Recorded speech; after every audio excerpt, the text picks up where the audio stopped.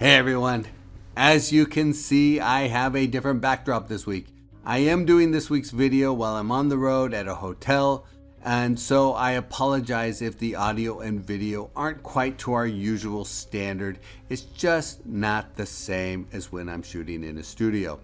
So, this week I want to talk a little bit about commercial real estate distress, and I'll touch on the transactional climate. To start, I want to say that commercial real estate distress remains limited.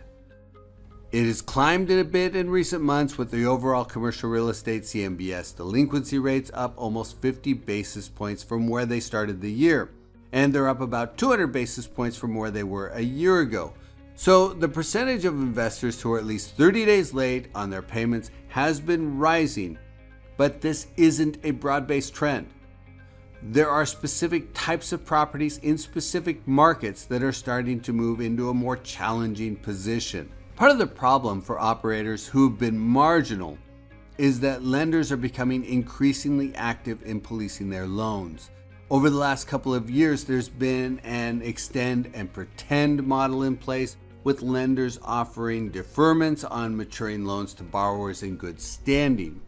And over the last couple of months, I've seen a lot more lending institutions become more stringent in policing their loans that aren't in compliance. So a year ago, a bank may have said they would honor the existing loan terms for a while, but I'm hearing more and more of the lending institutions are now requiring the borrower to refinance the property or sell it, or in some cases, the banks are selling the note to another lender or even initiating the foreclosure process. So properties, especially the ones underwritten with very aggressive pro formas, may have had loan extensions under the pre-existing loan terms that are starting to be cleared off the lender's balance sheets.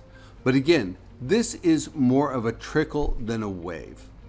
Still, the climate is shifting. Ironically, the property type with the most headwinds, office, had a CMBS delinquency rate of 10.3% last month, which is actually below where it was at the end of 2024.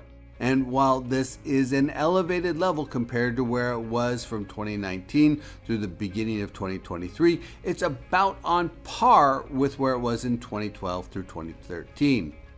This isn't a big surprise. Although I thought office delinquencies would actually be a bit worse than they are, the distress level appears to be pretty stable.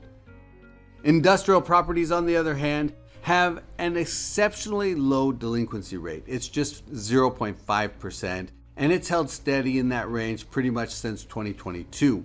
If you rewind the clock back to 2011, 12, 13, and early 2014, industrial delinquency rates peaked at about 12.8%. Retail property CMBS loan delinquency remains elevated at 7.1%, and it's been in that vicinity since about mid-year 2022. All things considered, that's not bad. During the pandemic, retail delinquency reached 18.1%. The lodging sector has seen an upward trend as well in delinquencies since interest rates started going up in 2023, and the CMBS delinquency rate is up to 7.9%. Again, that's elevated from where it was over the last few years, but it is still well below the 24.3% delinquency rate we saw in 2020 during the pandemic and the 19% level for lodging properties seen in 2010. So we are seeing an uptick, but the delinquency rate, meaning that a payment is 30 or more days past due, is still well below past cycles. And finally, multifamily distress is also trending higher, with a current delinquency rate of 6.6%. That's about 200 basis points higher than it was at the beginning of the year. So there's a clear uptick, but again, it's well below the 16.9% level apartments were at in 2010 and 2011. Does this mean we're entering a big wave of distress that investors have been waiting for? Honestly, I don't think so. When you look at the areas being affected, they're very specific, and the distress is predominantly in metros where investors were very aggressive in their underwriting and that was matched by very aggressive lending with very low interest rates, largely driven by less experienced and often undercapitalized investors.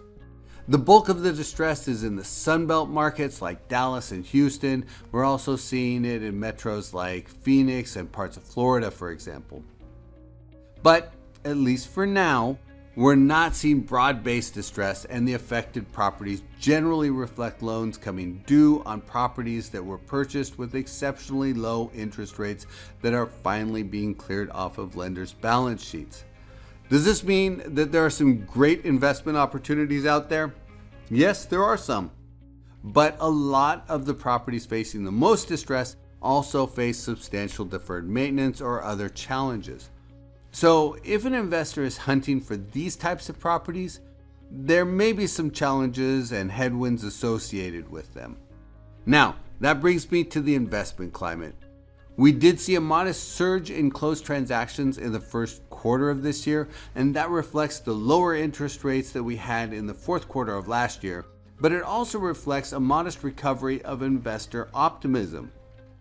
The outlook for the second quarter faces increased headwinds as the market contends with generally higher interest rates and investor uncertainty. But that said, several investors that I've spoken with recently are still committed to placing capital and getting deals done. And the enthusiasm increases whenever those rates dip. The long-term drivers supporting most types of commercial real estate remain sound, and many investors are still purposely engaging the investment market. But as always, investors always need to keep their eyes on the horizon.